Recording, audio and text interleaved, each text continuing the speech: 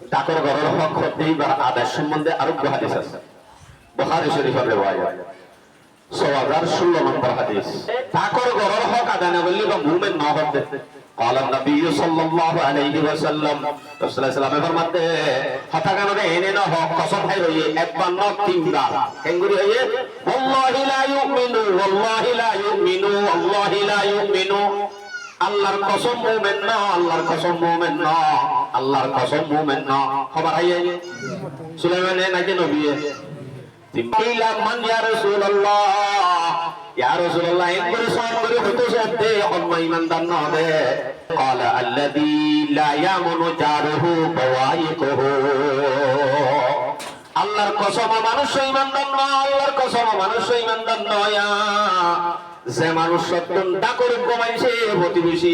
কষ্ট ভাই ইবা মানুষ মুমিন না